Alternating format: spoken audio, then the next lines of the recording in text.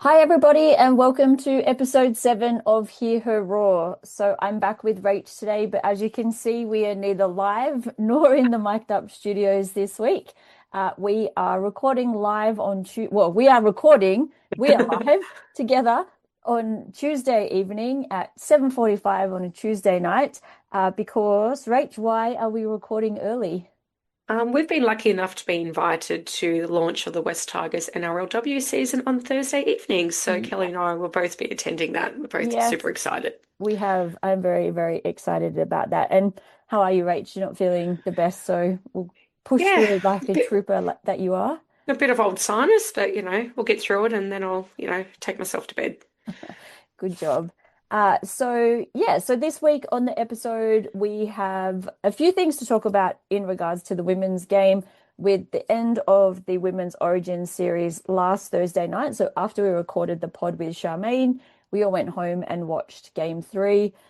There's a little bit around just general feedback from that game, as well as a few things that came up in social media around that game as well. And then we'll talk a little bit about Saturday's game against the Bulldogs, and then we'll preview this Sunday's game about against the Panthers. Sorry.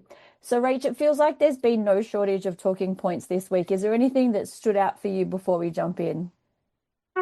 I've been really interested in the talk of our new signing from the Dolphins. I know that's really got a lot of West Tigers players excited, but I know we're going to touch base with that a little bit later. But I actually haven't had a chance to watch much of the news or watch much podcasts. So yeah, just keen to dive in today and see how we go. Yeah, it's definitely weird recording this early. So, Yes. I was lucky enough to catch the preview pod earlier this afternoon, and it was just Eddie, Steve, and Adele because the Claws Out boys are all also dropping like flies. Yeah. A bit of the man flu going through the Claws Out pod. So, Yeah, I'm brave enough to turn up. So exactly, girl power, getting that's it. getting it done as always. So yeah, with Women's Origin last week, game three was on Yeah. Thursday night. Before we went into the game, we already knew that New South Wales had wrapped the Yeah. series up as they'd already won game one and game two. So they headed to the Gold Coast pretty cruisy, pretty Yeah. happy to just go in and see how the game went, but also with the idea in the back of their heads that they could be the first team to take a blue wash or Yep. a clean sweep of the series since it has turned into the three-game series. Yep. And Queensland were obviously wanting to put a little bit of pride back into their jersey. Unfortunately, though, for the Queensland side, the New South Wales girls did get up and they were able to take game three Yep. out with the score of 12-4. So, Yep. uh, first time in the history of the Women's Origin three-game series, New South Wales have taken that trophy home. Yep. They've taken it home back to back. So, really awesome for the girls. Were Absolutely. there any particular standout performances that you took away from that game? I actually want to give a huge shout out to the Queensland team for the whole series. They were undermanned throughout the series at times, underwomaned throughout the series at times. They obviously lost a few key players coming into game three. They had a much younger side and less experienced team than the New South Wales Blues did. But they held their own in every single game. Like the contests, the three games were actually really close. Mhm. And I think Queensland played with a lot of passion and determination, like Queensland always do. And I think they've blooded a few really good rugby league players coming through. Yeah, I think that was one thing we spoke about in the first game where we really broke down the two teams, Yeah, that Queensland has basically lost five or six players from last year's yeah, series, whereas New South Wales basically had the core group from yeah. last year.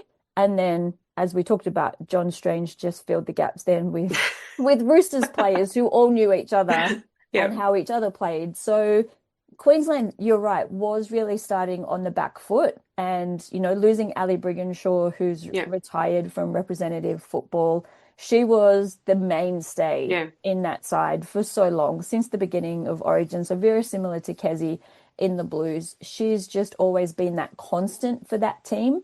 And last year she co-captained the side with Tamika, but this year she wasn't there. So yeah, Tamika took on the captainship solo. So she is still, she's yeah, quite young as well. She is very experienced and she's a very, very good player. But then they lost her in the second yeah, game as well. So having that leadership sort of taken from the level of Ali Yeah. Brigginshaw down to Tamika Upton, then down to and it's sort of I've lost, I can't think of who the Was it counter. Brown? Lauren I think Brown? it was Lauren Yeah. Brown going into the series, that would be a huge blow for you as well. They had the young halves Yeah. partner with Lauren Brown as well, but she was phenomenal. She's a good Her player. kicking Yeah. game was crazy. Yeah. She has a boot on her. Yeah. Yeah. Yeah. I put her down in my notes as one that really impressed me throughout the series. That we spoke a bit about her in the first podcast, and we weren't sure, what she was going to bring as a young half coming into Origin, but she held her own. She sure did. And for me, I think the standout performance, if we're going to look at the Blues side as well, was probably Jessie Southwell. Yeah. Jessie Southwell just, she led that side around the park Yeah. so well for all three games. That second game, we thought she was down and out. She was Yeah. injured. Next minute, she's back making that Yeah. try-saving tackle, which ended up potentially Yeah. being the match The winner. series. Yeah. Yeah, without that tackle, without Jessie Southwell in that particular position, then Queensland could have scored and we go to a Yeah. decider in round three. She Absolutely agree. also has a pretty phenomenal kicking boot on her as well. Yeah. And Charmaine actually mentioned that last week that the Yeah. power that the girls have in their kicking boots is quite incredible. Like it takes a lot of force to be able to Yes. kick a football We that kick at that distance distance. with that spiral, with that that direction, with that precision. Like there's a lot that goes into it. Exactly. It's not just drop it and hope for the best. There's Yeah. a lot that goes into it. And she was putting the ball on a dime. Yeah. Like she knew where she wanted that ball to go, and she pretty much nailed it every Absolutely. single game, even in the first two games where the weather Yeah. conditions weren't ideal. The third game, the weather was much better, but it just meant that the kicking Yeah. game from both sides was a lot cleaner. And on that, like, there was a few comments when Southwell did get the player of the match in game two. Like, people were saying, oh, she wasn't the best on field. She's done nothing. She's ran this many meters. She's a little bit like a traditional halfback. She plays Mhm. the game that way. I don't think she's one that's going to do the big, momentous plays. She's just clinical. She just gets into the game and wears the opposition out with her kicking game, just wears the team out. She's a very tactical halfback. And surprisingly, there was very similar comments around Nathan Cleary in the Yes. men's Yeah. Origin the night, last week. Yeah. You know, he didn't really seem to do a lot, but the things that he did are the Yeah. things that only a player of his caliber can do to Absolutely. change the way that a game, Yeah. the outcome of a game. Yeah. Yeah. I also thought that Jess Surgis and Isabel Kelly, like the two of those Yeah. girls, they are just absolute Athletes. machines. But I also want to give a massive shout out to our girl Kezi. She played all 70 minutes of Yeah. that game, and she was phenomenal in both Yeah. attack and defense. She caused a few errors as the Queensland side was really attacking their line. And, it still Yeah. blows my mind that she's 35. Like, And still a it's supreme athlete, and like she's still still competing got the highest another level. 3 years on her contract. Wow. Um, it just, and Brett is like, yeah, yeah, don't forget she's older than Appy. And I'm like, that just is crazy Yep, yep, yep. when But you to sort of, stay injury free, like she's had a few niggling injuries here, but she's, to keep coming back from those injuries as, she's aged and got older. It's just remarkable to the commitment that she puts into her body and the game. that's right. And Charmaine said that she is an elite athlete in every sense of the word with the way that she trains, the way Yeah. that she looks after her nutrition, the way that she looks after her health. So were there any big moments that you took away from the game? Any sort of turning points or anything that really stood out for you? I think after Fassad scored in the 53rd minute, where we went up to a 12-4 lead. So Queensland started around, I think it must have been about 65th minute mark. They were bringing the ball out from their attacking line, and they just had a bit of a muddle up, bit of confusion, end up dropping the ball. New South Wales read that beautifully, and from that point on, New South Wales just led that game with, their attack with defence kind of thing. Like Yeah. they were just in the Queensland faces, and after that, I don't think Queensland that point in the game, I think New South Wales knew we've got them. hmm Yeah, for me, it wasn't quite the try just yet, but it was just before that. So it was Yeah, 4-4 yeah, going into halftime. So both sides were very even in their completions with their defense. yeah, But when the two sides came back out, there just seemed to be, you sort of said it yourself, a little Yep. bit of confusion amongst the Yep. team, like players playing out of position or something. And they ended up giving away a penalty, and Jess Southwell kicked the penalty goal, Yep. and that put us out to the 6 point, so Yep. six to four. Yep. And then it sort of felt like from there, didn't matter what Queensland tried to do to get back into the No. game, they just couldn't Yep. get back in there. And then, as you said, in that 53rd minute, Prasad got across the Yeah. try line, and that basically Yeah. Yeah, sealed and I it think from that's there. a credit to the leadership that New South Wales had in that game. Like, and that's where Queensland will probably learn a lot from that 20-minute or that 15-minute period of the game moving into next year, because it was really that leadership and that experience that allowed New South Wales to get home. Yeah, and that's the big thing, and we've spoken about it a lot. Like, unless you have, well, it also comes back to that idea of what we've spoken Mm. about Origin not being played during the season Yeah, when these players haven't got a bit more cohesion, a bit yeah, more, game time under their belt. The New South Wales side, yes, we've harped on this a lot, yeah, but a lot of the girls are from the same club, so they yeah, play together. They spend every waking yeah, moment together, almost. Even in the off season, they're still hanging out together. So all of those connections are already made, and yeah, they already know the girl, yeah, or, on either side of them is thinking yeah, before they do yeah, it. So yeah, it's very true that Queensland will definitely take a lot out of this series, and will come back next year with a absolutely. very Queensland always similar. do. That's right, with a very similar team, and those younger girls will have that experience under that belt. They'll have that fire in their belly, Yeah, and they won't want to, yeah, allow New South Wales to yeah, continue in a row. yeah. So, what about the overall quality of the contest? We sort of have spoken about this. Did your opinion of the game change any way after the third game, or still sort of the same opinion? I guess I'm still of the same opinion. Like, I don't think I've changed that. I still want Origin to be after the season has started. And that's not to discredit the girls. I think throughout the series, the intensity increased and the ability to the tackling was better. All that was better. Mhm. But I'd like to see what the product is like when the women have already started playing and see, and then you could make a better judgment about Mhm. where Origin should be. Yeah. No, I agree. I think the weather also played a massive Yeah, part in that third game. I think, I was looking at the statistics from the game, and, the completion was really high from yeah, both. Sorry, Queensland's completion was only 61%. So yeah, no, New South Wales's was heading towards that mid to high 70s. yeah, But the defense from both sides, Queensland only missed 22 tackles, and New yeah, South Wales only missed 20 tackles yeah, in the 70 minutes. So the level of defense and the level of desire was there, but there was still those errors. There yeah, was still a lot of that inconsistency yeah, in the attacking side of the football. So the physicality, to use, a word there, the physicality of the game was there, but not necessarily the polish that yeah. you The would cohesion expect and from the yeah, Origin game. absolutely. So who was your player of the match? Olivia Koenig.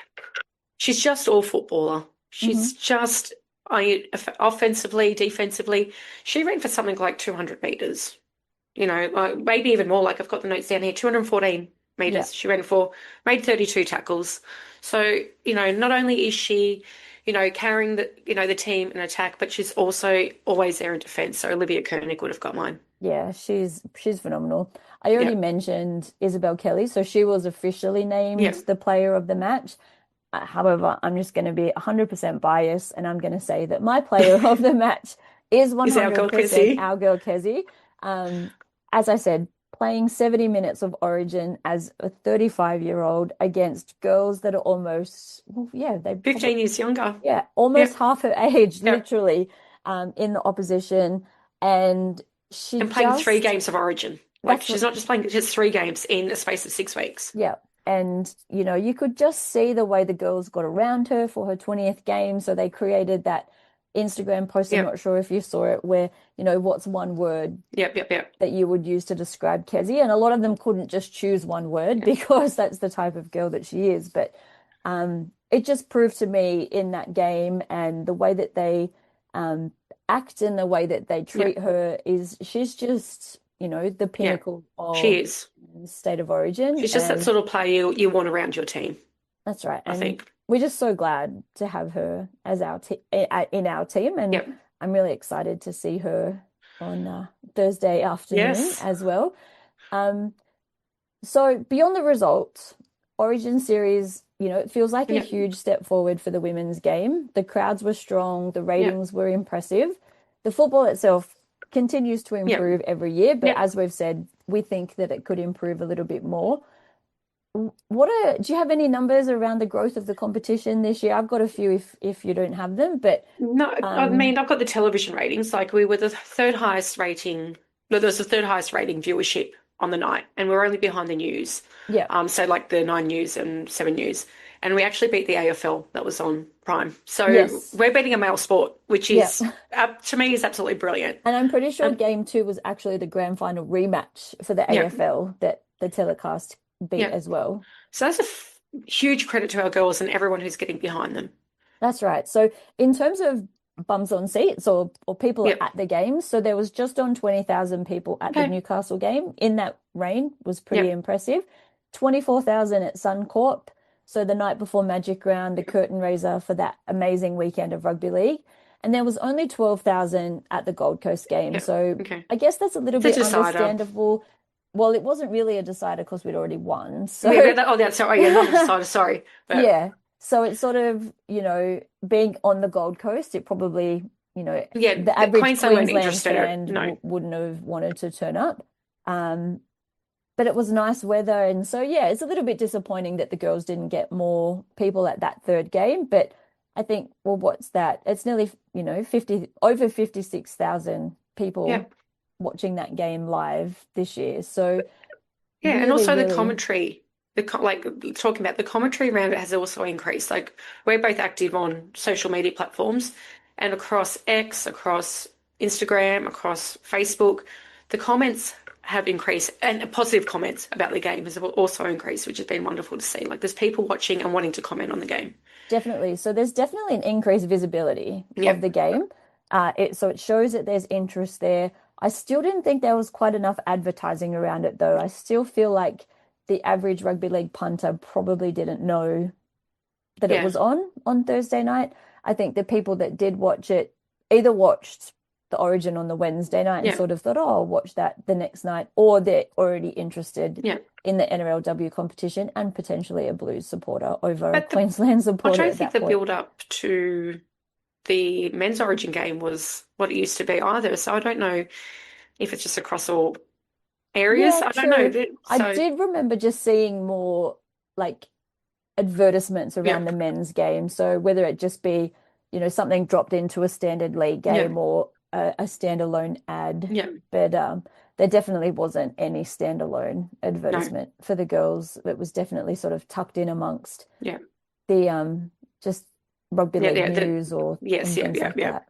So, excuse me, knowing that we're seeing these kinds of numbers of people coming to the game, watching the game, what is this sort of telling us about the future of the game, knowing that we're still a month away from the actual start of the NRLW season? Well, it's obviously generated some interest, I think, and hopefully that carries into when the New South Wales Premiership kicks off in 2 weeks and then on Mhm. to the NRLW. So hopefully that, like I said, that'll carry through. Um, still a 4 week gap. So my concern now is, does that trajectory continue? Yeah. Do we still carry that visibility, that viewership that we've had into the season, or will it taper off because of that month-long period until the official season does kick off? Yeah, we've just built momentum over the Yeah. last 6 weeks, and now we have a 4 week window where Yes. there's basically nothing. Like the clubs will start ramping up their preseason Yeah. social media Yeah. kind of thing.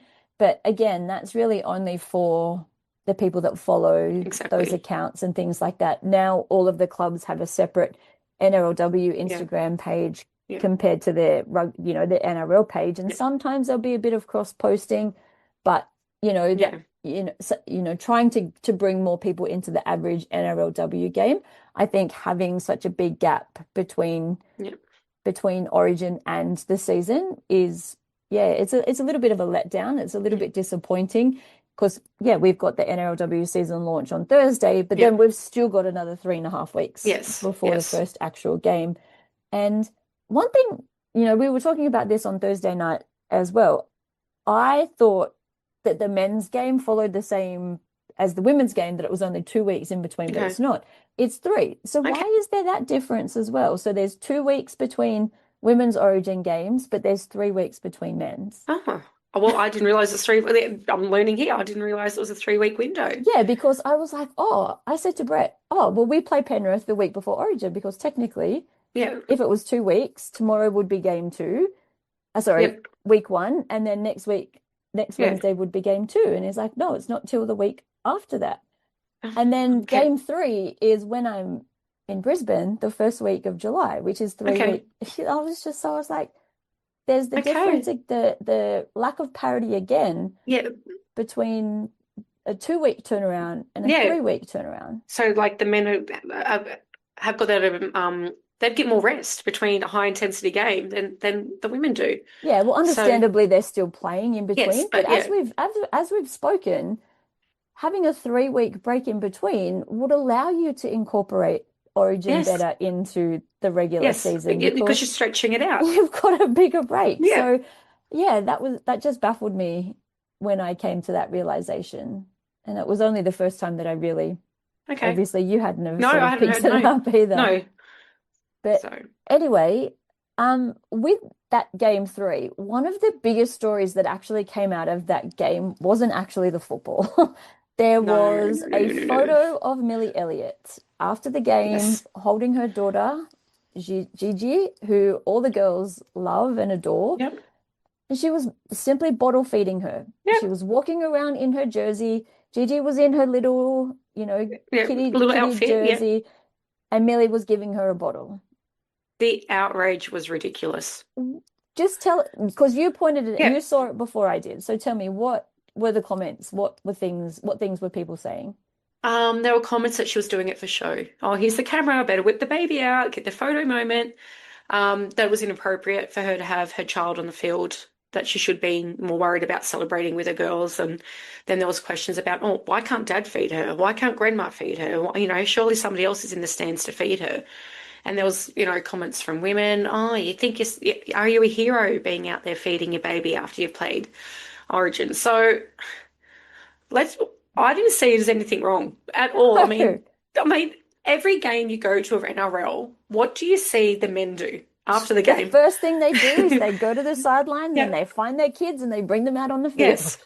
And Nine so, times out of ten, they're not even watching them because they're running yeah, here, there, and everywhere. yeah, Like I understand Gigi is a little bit young to be running around on the field, yeah, but you know, there was literally footage of James Tedesco walking Rosie down the stairs yeah, after game one. absolutely. And he walked past, I couldn't work out who it was that was standing in the stands holding his daughter as well. Yeah, I'm like, what difference does it make? none. And is the difference because she was feeding the baby? Is it because she's a female? I don't know their mindset about how this is any different to one of the male players holding their kid's hand post game and Yep, walking around while they're doing post game presses and yep, interviews and stuff. It blows my mind. And this is when we sit there and go, the sexist remarks are coming out about females being yes. involved in sport. And is it only a sexist remark? I can't work out any other way to make sense of this in my head. Yeah, I was reading like the thing that blew my mind when you shared the post with me was the women's comments. It's like what happened to, women Yep, lifting up other women, yep, women supporting women, yep, mums supporting yep, mums. Like, why are you jealous? Are you yep, what has driven you to think this is a good idea for me yeah, to type these words on my yeah, keyboard for a yeah, woman that you've probably never met in your no, life, that you no, probably will never meet in your life? yep, We met Millie at Channel yep, 9 recording, which yep, yep, yep, when she was still pregnant. And, I just don't understand the thought process. And we're going to talk more about this in a yep. second. But the thought process in someone's head to go, I'm going to attack this person. I have no idea who they are, but I'm just going to write this really ridiculous comment and think that it's okay. But you're attacking somebody for something that is completely normal. You're not doing it like this person has. Millie didn't do anything wrong. She didn't commit murder. She hasn't hurt anybody. She's feeding her baby. Like, Yeah. it's The beyond question, ridiculous. where's dad? Well, Adam Elliott is injured. He's on Injured. crutches. So he Yeah. can't exactly be, Yeah. if he was carrying the baby and trying to walk around on crutches, There'll there'd be probably issues be about that. comments about how he's putting the baby in danger. Yeah. It's like, guys, pick your battles. Like, Exactly. Totally agree with you. It just, yeah. And like you said, the female comments, like, I don't even know where they were coming from. Men, I might, not that I agree, yeah, but I kind of understand because, they're not, maybe they're not as progressive in thinking as they yeah, probably should be, but yeah. I don't get the female comments at all. No, no. So, you know, this just comes back to what we're here to do Yeah. is try to bridge the gap between the men's Yes. game and the women's Yeah. game and change people's opinion on the women's game. And the answer to this is probably extremely obvious, Yeah. but do female athletes still get judged differently to male athletes? In all sports, I think. Yeah. All sports, obviously we focus on the rugby league because it's our favorite game, but you see it across all sports that the females are just treated like it's hard to like how do you describe it? Like it's not even about the pay parity sometimes because I get if you're say you're playing tennis and men are playing 5 set games and the women are playing 3 sets, of course you'd probably agree that they don't deserve the same financial income. But it's more away from the field that they're treated differently. You Mm. look at on social media, they're judged for the way they dress, they're the judge for the decisions they make more outside of the sporting field than men generally are. Well, we saw, we haven't really come back to the pregnancy policy and the comments No. around that, but that's the perfect example of Yeah. female athletes being judged differently to male athletes. Well, Yeah. obviously, male athletes don't need to worry about the pregnancy policy, No. but all of the negative comments seem to come from males who felt that they had the right to have an opinion on a female issue. And I Exactly. guess that's where my bugbear comes from Yeah. it comes from is that a lot of the things that we've spoken about, you know, up to this point Yep. Yep. Yep. have been specifically things where the men don't have to deal with a Exactly. lot of these Yep. issues in the sport. They just, they don't have babies. They don't have, they don't have to go through, their menstruation every month and Yep. have to deal with all the things that come with that. They don't have to deal with, not having a full-time Yep. career Yep. because that's not what the NRL is like Yep. at the moment for Absolutely. women. But let's also have a look at this whole social media thing from a different angle as well. So over the weekend, um, we saw both Yep. personally Yep. and also other people as well. So Ella, who we've spoken about before, so Ella is a massive Manly Men supporter, supporter. and so she has quite a significant following on social media on both Instagram and on TikTok. And during the week, she posted a video about game one, Yep. about State of Origin, her opinions of the game. Well, the comments on that were ridiculous, telling her to get back into the kitchen, telling her to make him a sandwich, telling her to do the washing up. Yep. Like all of those really derogatory, Sexist, misogynistic sexist comments. 1950s ideologies around the things that a woman should do Yep. versus what a man should do. And not one of the comments was aimed at her understanding Exactly. of the football. Exactly. And because I wrote back, I was in support of Ella, and not that she needs it because she handled it Very, very, very very, well. very, very well. She Yes. saw the humor in it. But like you said, get back in the kitchen. Like that comment lacks an incredible amount of, it's not, there's no intelligence behind it. Like Mm. there's no, it's you're rehashing a comment we've both heard before, Hmm. but generations before us have heard before. And if this keeps going on, the generations, in front of us are going to continue to hear. Yeah. Like, and as you said, we don't mind ourselves getting in a healthy debate around football, Hmm. but often we don't have the same respect men do in a healthy debate. Straight away, they start attacking us for our sex, Hmm. for being a female in what has been a traditionally male-dominated sport. Hmm. They won't comment on our football knowledge or get in a healthy debate about our football knowledge. Hmm. They go straight to sexist, pig-headed comments like, get back in the kitchen. Yeah. Yeah. So I had a few that I dealt with on X on Saturday night after the Yeah. game. So in particular, there were two things that I posted that, you know, I was at a party, so I didn't get to go to the game, Yeah. you know, big time FOMO. And so because I wasn't, preoccupied with that, I had my phone on me. So therefore I Yeah. went to town Yeah. on Twitter. Yeah. So first off, I posted the photo of Stephen Crichton Yeah. with, trying Yeah. to take out Skelton's Yeah. eyeballs. And then, as Brett pointed out, also was leading into the tackle with his Yeah. knees up. Yeah. And then I posted about Terrell May's stats Yeah. and how I believed that Laurie Daly should have picked him over any of the forwards that played in game one because his Absolutely. stats were quite considerable. On the Stephen Crichton one, yes, my caption for it probably wasn't overly insightful. It Yeah. literally said, "What a dog," Yeah. and I was, Oh, going for both angles of, yeah. He plays for the dogs. the place for the dogs, but also it was a very big dog Yeah. act. And one of the comments was simply, "The only dog is the mutt in your profile Yeah. photo," which Yeah. obviously is me, not my Yeah. dog. I don't have my dog as my profile photo on Twitter. And I was just like, mate, like seriously, why? Yeah.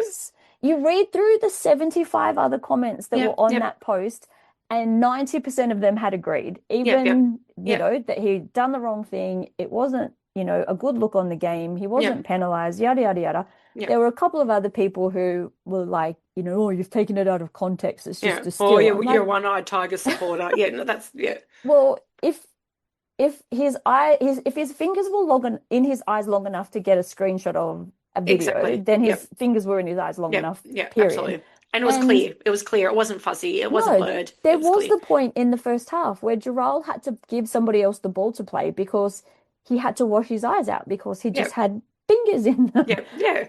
Um, and then the Terrell thing, people are like, "Oh, you can't use running meters as the only statistic to determine whether a player can play Origin." I'm like, okay, great. Well, let's look at the rest of his statistics. Yep. And then, people, "Oh, but you can't just use one game." I'm like, you're missing. Yeah. Are you reading what I'm actually writing? I'm Yeah. like, these are his statistics every single week, but they just choose what they want to choose and, Exactly. want to just go straight for the low blow. Yeah. And last night I got on Twitter and I I started. actually did see that. Yes. Yeah. Yeah. And there was So, that was one post, but there was on one of Buzz's things, there was a guy who was like, oh, started to get a little bit heebie-jeebie about me having a difference. Because I asked him, he was questioning the incorrect bunker calls in the Bulldogs Tigers game.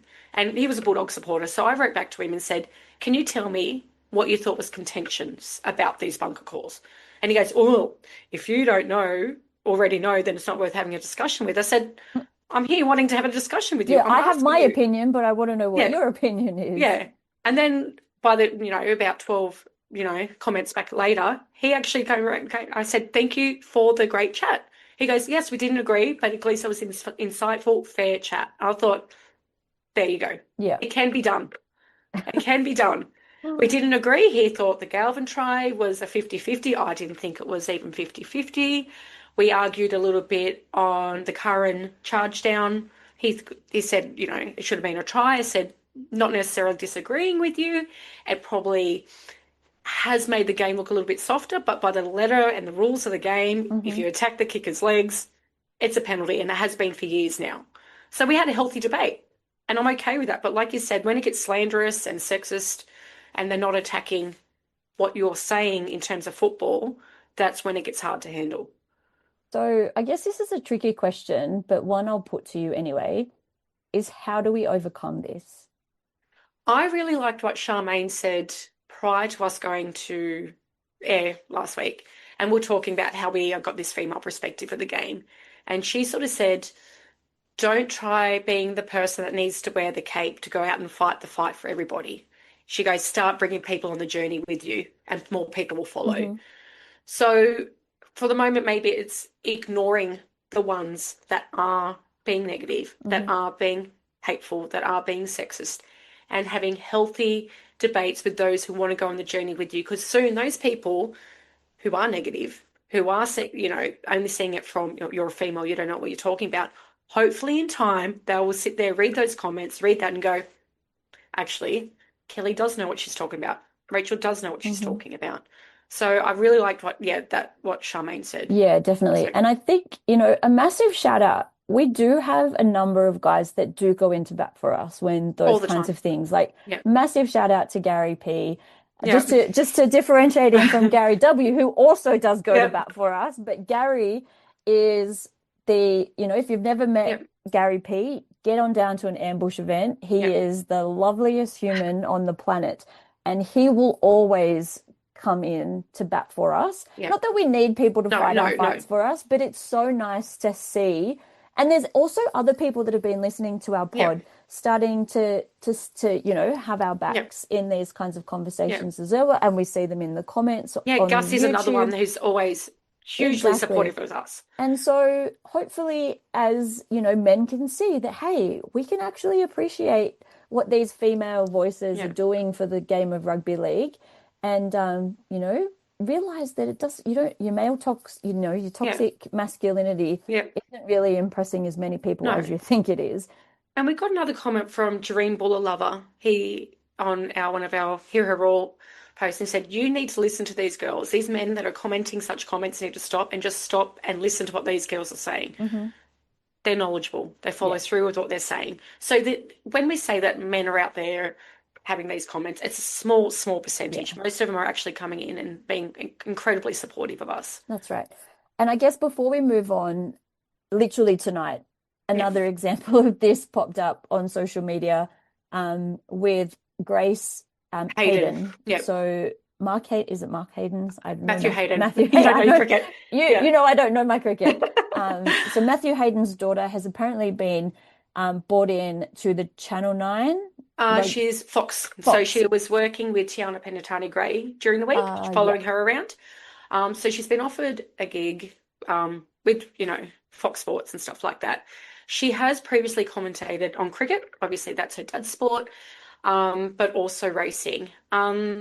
Now, we don't know the extensiveness of her knowledge around rugby league. She's a Broncos fan. She's grown up following the game. So we don't know how well she could read and critique a game. But even before she's had the chance, people are again coming out and saying, "Oh, you got to feel the DEI demographic.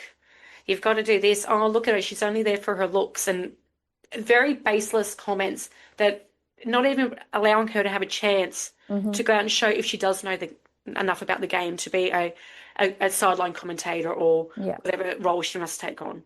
Some of those comments were just They were filth. like, We I can't just discuss them on. Yeah. literally have no words. Yeah, Kel and But I can't discuss the comments on here. yeah, They're absolute filth comments. Yeah, totally inappropriate. yeah, Anyway, let's change angle and talk about the boys' side for a little yeah. bit, because I don't know how many more weeks we're going to be able to talk about them once the girls start playing, because we'll have a lot to talk about. But you mentioned at the top of the episode you are excited about this Dolphins news. So, Yeah. what is the Dolphins news, It looks Rachel? like, and I did see a little bit of the podcast with the boys before. It looks like we have signed Jack Averillo from the Dolphins. Right, Hmm. he plays right centre, which is a position we desperately need. Yeah. So he wants to return to Sydney, and I think Manly, Sharks, St. George were all, maybe Bunnies. I think there was 4 or 5 clubs all looking to bring him into their club, and it looks like we've won out for a 3-year deal. Hmm. Um, his stats in his ability to fly the try line is high. I Yes. think 7 games this year, 6 tries or something like that. He runs for high meters, and his tackle efficiency is around 91% from what I've read. So, Hmm.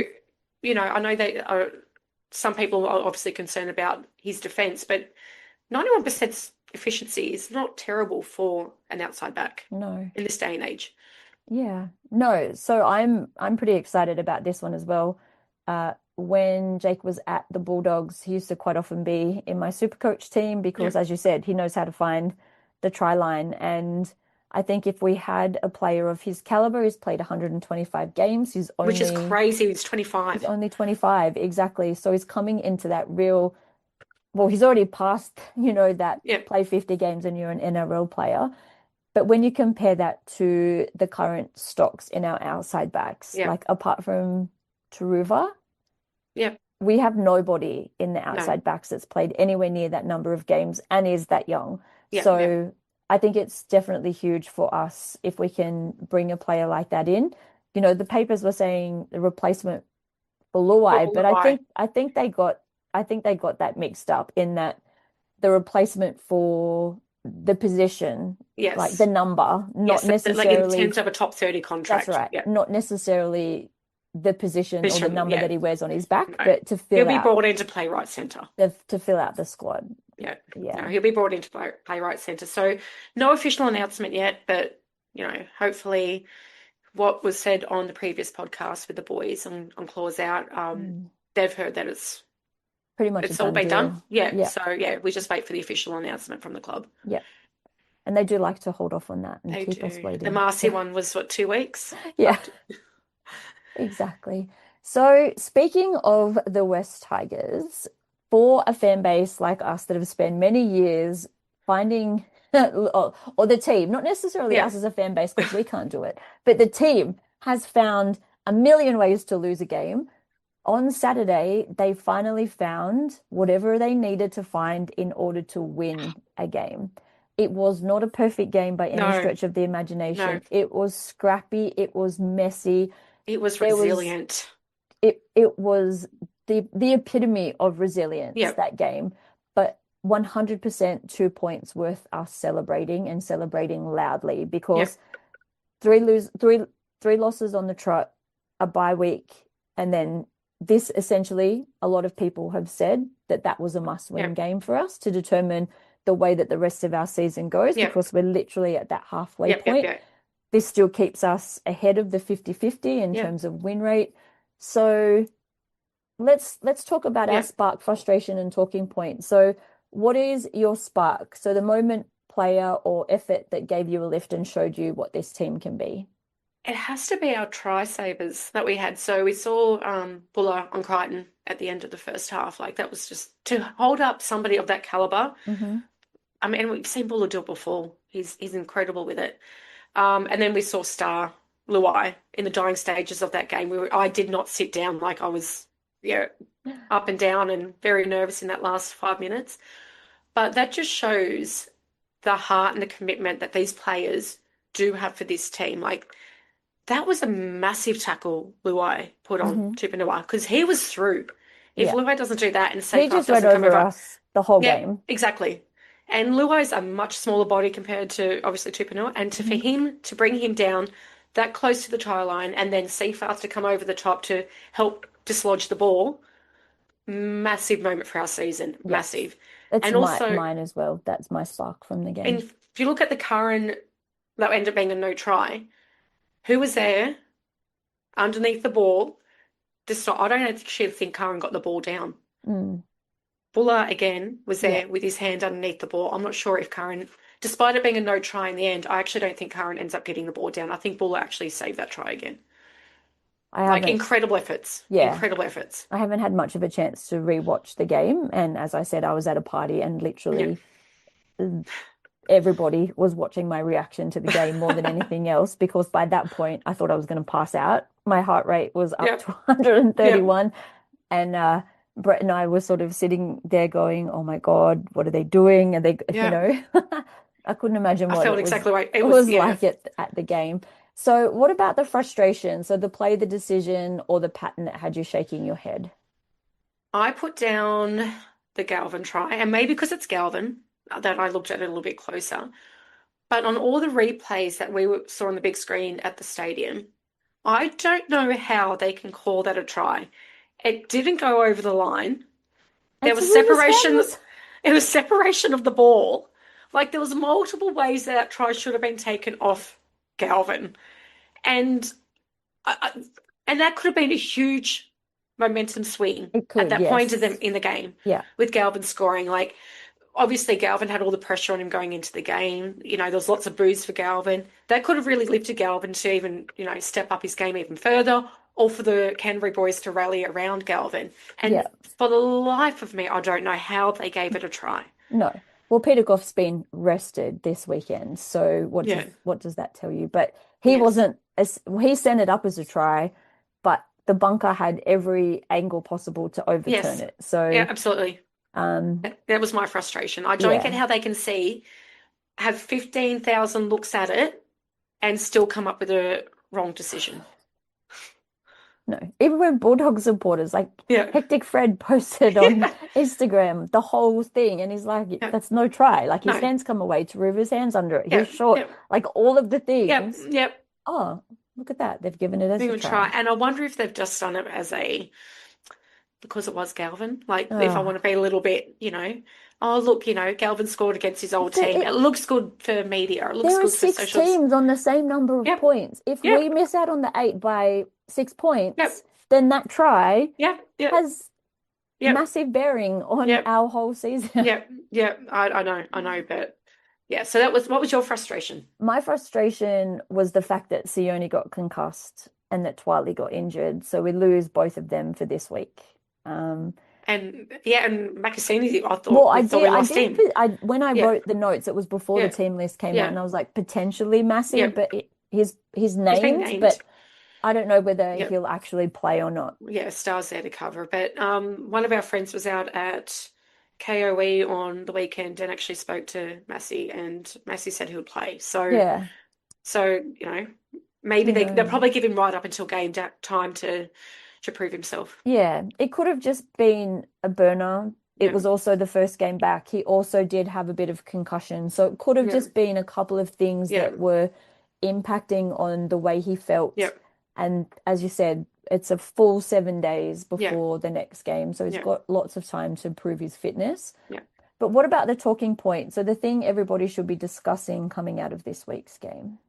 I mean, we've touched on it. I spoke about our resilience. I was just so incredibly proud of losing three players, as we've just spoken about, and the way we kept turning up. Now, we had positional switches. Taruva switched sides of the Mhm. field, and then Strathfield came on and then came off when we thought Macca was right to play, and then he came back on. So there's all these positional switches going on. But the resilience our team showed, despite not getting a six again call and Bulldogs apparently playing the perfect game, was, yeah, that's probably one of the most resilient performances they've had in numerous years. Yeah, definitely. 100% agree. It as I said, it was the win that we needed, but the way that we won Yeah, takes that win to a whole yeah, new level. absolutely, absolutely. Yeah. What about a standout player for you? I said in last week's podcast that Luai needed to step up, and I absolutely thought he did. 100%. He was committed, he was passionate, he was in the Bulldogs' faces, he was leading our lines, he wasn't just doing his little jinky jives and stuff, he was taking the line on. Luai stood out for me. He was my player of the match. Yeah. Mine, similar to my prediction from last week, was Turrell May. I said he Yeah, was going to have a standout game because he hadn't been selected for Origin, yeah, and he had an absolute he had blinder, a blinder. 164 meters in 64 minutes. So he didn't even play the full No, game like he normally does. 64 of those were post-contact meters. yeah, He made 3 tackle breaks. He had 4 offloads and yeah, made 51 tackles with a none missed. huge effort. So he and Twal both made 51 tackles each and Trial didn't would have miss made one more of if he them. didn't get injured from Yeah, safe earth. didn't miss any of them. So, you know, the fact that he did that in Yeah, 64 minutes yeah, when he would usually get those numbers in a full, yeah. He had a 75, huge game. he He had a had a huge huge game. game. Yeah, yeah, very, very happy. What do you think is the biggest improvement that we need to make before going into the Panthers game?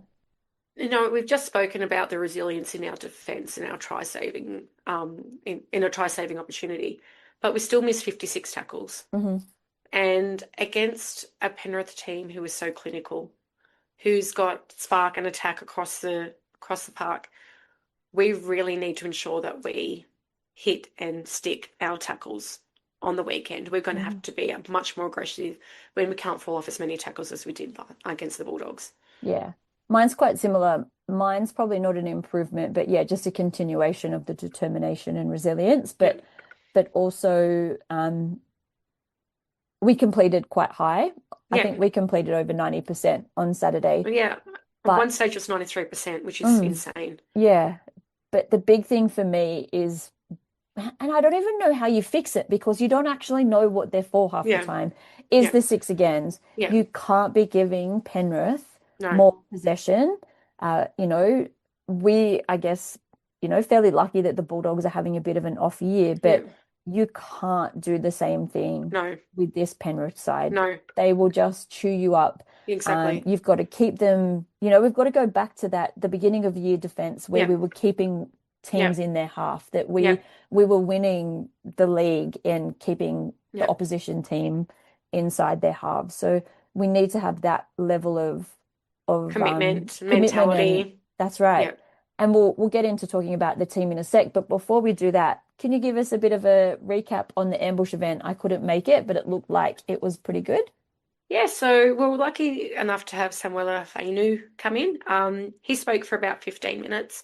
I caught the last part of the chat because I was doing other stuff for the ambush. But it was actually quite funny at the end. Shane actually had a really good conversation with him. The conversation about him having the best hands in the Yeah. competition was actually quite funny. Um, yeah, so wasn't a bad draw. We got a few people in through the door, a few regulars, but a few new people. A lot of people coming up, talking to myself, asking where you were, giving us, credit for the podcast. We then had our Yachty's quiz, and then we had a podcast chat. So there was Shaq, Shaq TV was there. Mhm. He came on the panel. We had Maddie from Heart of the Jungle and Speak Free with Maddie G, and then I made my debut on Mhm. the podcast. Woohoo. Yeah, it was great. Yeah, really lovely feedback. I think saw a few on people on Instagram and stuff say they really enjoy coming to the ambush events and what we're creating. So we hope to continue that through for this weekend. Yeah, and if anybody hasn't seen the interview with Sam Weller, it is up on West Tigers TV. We've had a bit of feedback on the audio, and that is 100% on me. I gave Rach the tripod, forgot to give Rach the mics. So we will make sure that anything we put up from any future ambush events is Yeah, actually decent quality. yeah, But as somebody said, just turn the captions on and put it on mute, and you're yeah, sweet. But yeah, Shane did do an amazing job. It was great. But we'll talk about this yeah, week's ambush event towards the end. yeah. So the season doesn't quite get super easy for us just yet. We have No, probably our toughest game of the yeah. year this weekend. I think everybody in the league will agree. I think haven't they only lost one game, like to I the think that was Bulldogs, who against. we just Yeah, won. So we're yeah, sweet. yeah, If the Bulldogs yeah. can beat Penrith and we beat the We can. Bulldogs, then we can beat Penrith. That's There's our how it works, logic. isn't Yes, it? that's logical, isn't it? So Sunday afternoon with a 2 o'clock kickoff back at Combank Yeah, again. Last year when we played Penrith at Combank Stadium, it was a 4 point game. We were yeah, so close to getting yeah. over them there, but then their home game at the end of the year, the Yeah, score yeah. wasn't quite the same, but No, we won't worry about that because it's a new season, it's a new exactly. team.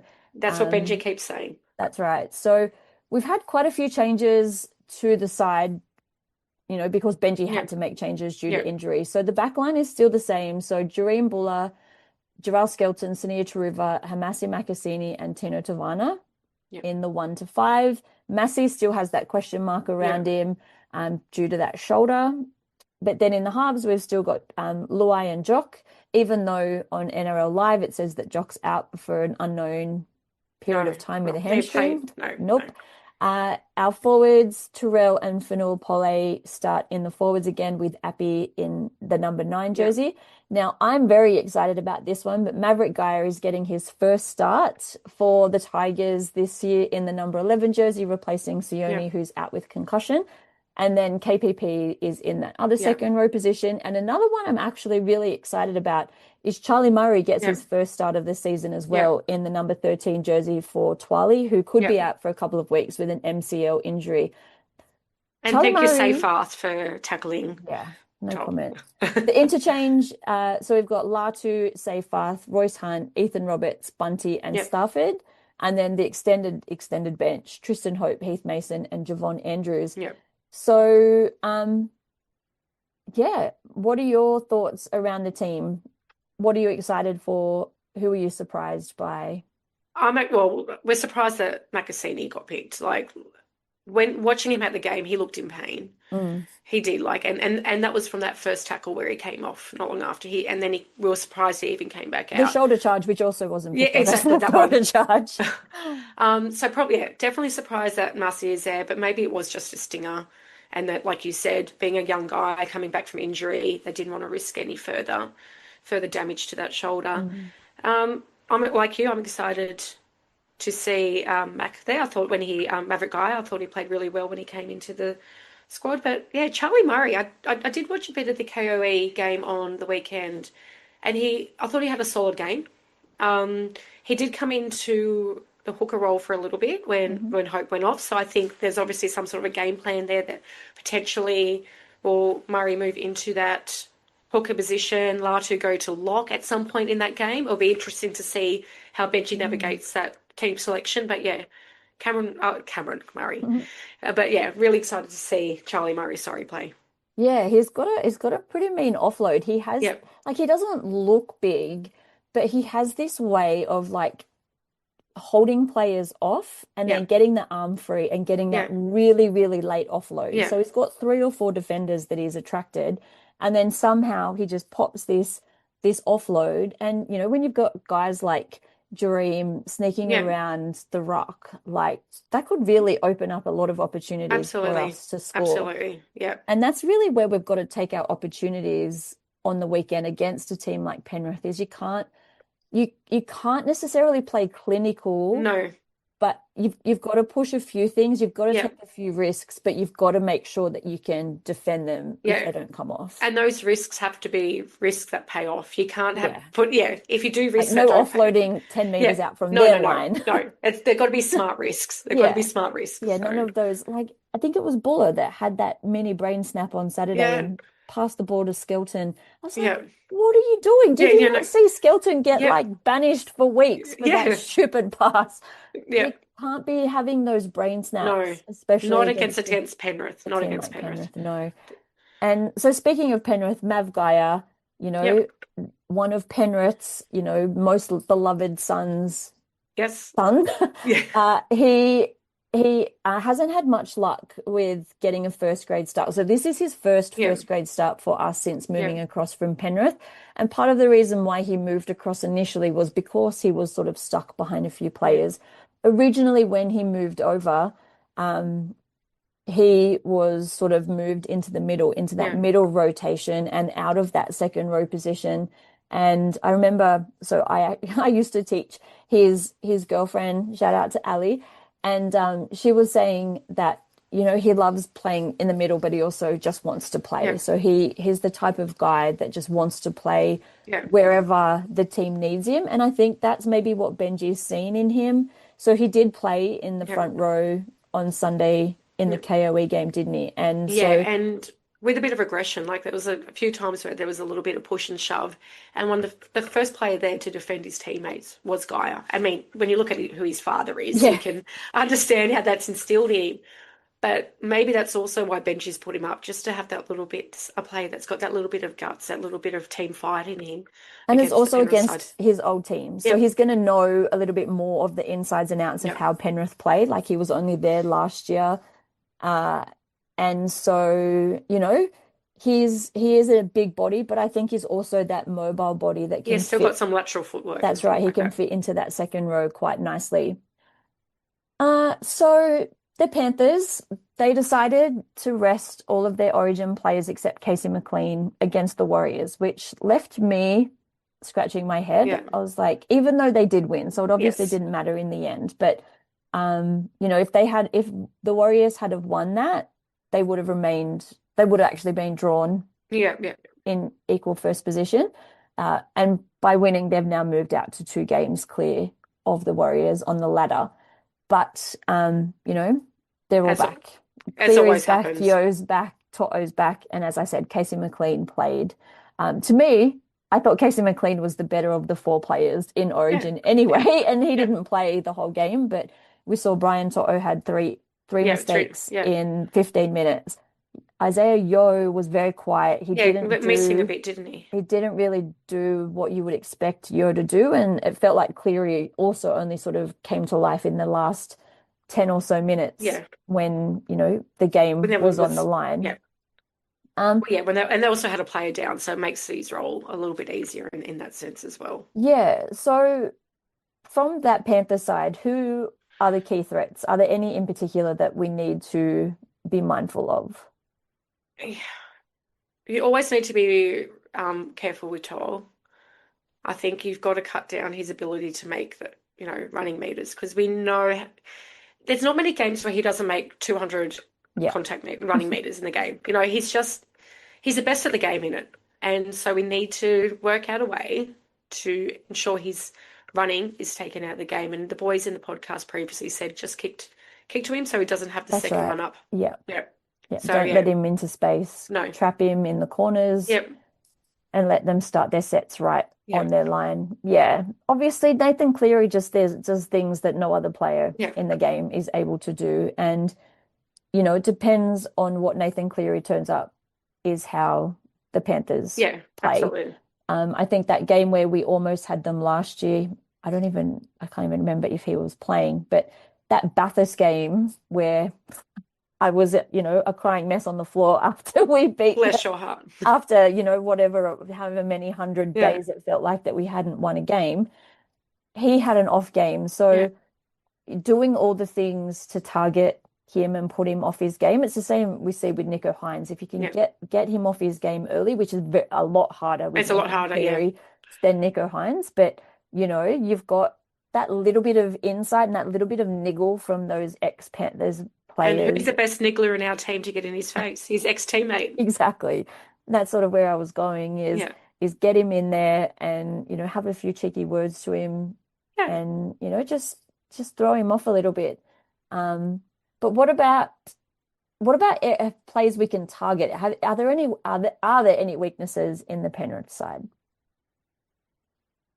I don't think their forward pack is probably as strong as it has been previously. Hmm. So we can probably, hopefully, May and Paulet can use that to play their best games of the year to, win that middle, the middle in the win the middle of the park.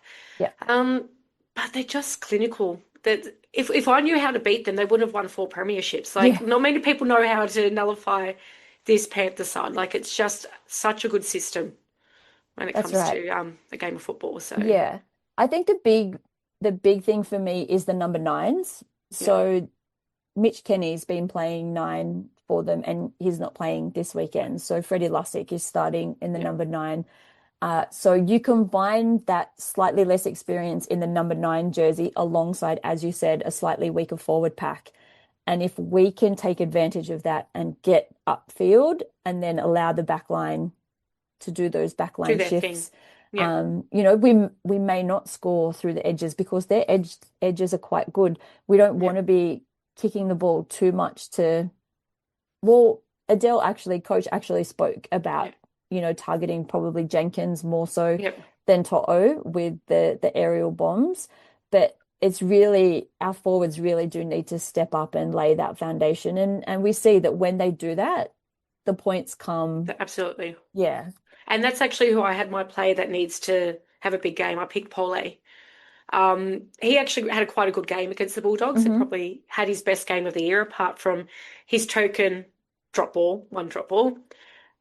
We know how well Terrell May's been playing and he has been leading our pack, but to get Fanua to be doing similar efforts to Terrell in that middle of that park will go a long way to us winning. If we can get him playing how we know he can play, making good post contact meters, putting on a bit of that footwork that he has, then that will help us going a long way to hopefully a win. Yeah. And the last question around this game, is there anything that you think we need to improve on from last week in I mean, particular? Or we've sort of, we spoke about it a bit yeah. before. We can't miss 56 tackles. We've got to hit and connect in that first contact with those tackles. If we allow Penrith to make too many post contact meters, if we allow them to have the ability to continue making offloads and for our defense to always be on the back foot, they're just going to come straight through us. Yeah. My answer to this question is a little bit tongue in cheek. I said discipline, Yeah. but it goes back to what I was saying before. Yeah. I don't understand how we can give away six Yeah. agains and not get one in a game. And if Like, you're at the game, there was clearly a few opportunities where mhm. Bulldogs should have been pulled up for it. Yeah. Yeah. But yeah, so we know that Penrith are high completers, they're disciplined, they're strong in defense, so we just physically can't give No, them extra possession no. because um we'll Yeah, just be control our inviting error. them, Yeah, control our inviting them. error rate. We've got to do the fundamentals of the game perfectly and hope that the fundamentals of Penrith's game are down a little bit. I think we Yeah, do have to look for Penrith's game to be a little bit off in order for us to come over the top, particularly because we're missing Twal there, who made, like you said, incredible amount of tackles, 54 50, tackles or whatever. Yeah, 51 tackles. 51 Yeah. tackles. All right, a prediction. I'm definitely not giving a number. Of course, I haven't been driving down the M7 looking for truck numbers. Do you have a score prediction? I'm going on blind faith. I would never ever pick against the West Tigers. 20 to 16. 20 to 16. So coach did say that he thinks it'll be a close game, and I think he said 24-18 or Okay, 22-18. similar. Okay. Yeah, so like another 6 point Yeah. difference as long as they don't have the ball for the last 10 minutes and we're like I don't think I could I wouldn't handle handle it, no. another week in a row of a similar game to last weekend. So, but this weekend we do have another ambush Yep. event at Combank Stadium. So on Sunday afternoon, we're hoping to be kicking off at about 12:30. Well, whenever gates open, Yep. come straight into the Northern Bar, which is just inside Gate B. It's usually where the big light up West Yeah. Tigers sign is inside the stadium. So we'll be there from 12:30 or when gates open, and we do have a guest locked in at the moment, but it hasn't been 100% confirmed. Yeah. So we will let you know as soon as we know. Yeah. Hopefully, it's a little bit earlier than the morning of. But all of the promo stuff is ready to go. Once we get announced, it'll all be ready to be posted on our socials, on the Ambush Instagram page and Yeah. the Ambush Facebook group. So, Rach, what can people who turn up expect from our event? Again, once we confirm that with our interview, we'll have a wonderful interview with one of our players. We'll again have Yottie's quiz. And everybody stand up, have a go. Like no, it's a bit of It'll be fun. based around West Tigers and And Panthers yeah, trivia. So if you want to brush up a little bit on that, yep, and it's true or false, like yeah, it's a bit of you've got a fun. 50-50 Yeah. chance to get through. And then there'll be another podcast chat. So it'll be Kelly, myself, on the podcast chat this week with Maddie from Speak Free with Maddie G and Heart of the Jungle. He'll be on the podcast with us, and we'll have about a 15-minute chat prior to the game about the Panthers game. Yeah. Yeah, cool. They're always good fun. I just love that we get to meet people. And that's, as we've said, that's how we Yeah, met. yeah, It's how we've grown our little core group of us who'll be heading over to the Bright Lights of Vegas in February. And we've already spoken to Sean, and we will be doing an ambush event on the absolutely. strip, which is super exciting. But yeah, so thank you everybody for listening. Thanks, Rach, for jumping on Thank you. tonight. I know you're not feeling the greatest, but you can go and rest up now because Thursday night we have a big night at the NRLW season launch. We hope that we can get a little bit of content at that to Yeah, put out on the socials. So we'll be chatting with the girls. We'll be hopefully chatting with some of the coaching staff. So we'll yeah, get to meet Sandy or Craig Sandercock. And Charmaine will be there again, and Linda will be there. So it'll be an amazing afternoon to celebrate the start of the girls' season. And as Charmaine said, the Harvey Norman girls will also be presented with their jerseys at the event. So it's going to yeah. be an awesome afternoon to really kick off the year. And then next Thursday we'll be back in In studio. studio, and that Saturday then we have the first Harvey Norman game. We So do. 10 there's o'clock at Lincoln Lincoln. against the Roosters. Yeah, so there's really not long now until that all kicks off. But thank you so much for watching along. We've gone a little bit longer tonight than the hour because we don't have Dan sort of keeping an eye on us from outside the window. But we hope you've enjoyed tonight's episode. Some really, really good conversations that we've had tonight. Let us know your thoughts in the comments, and we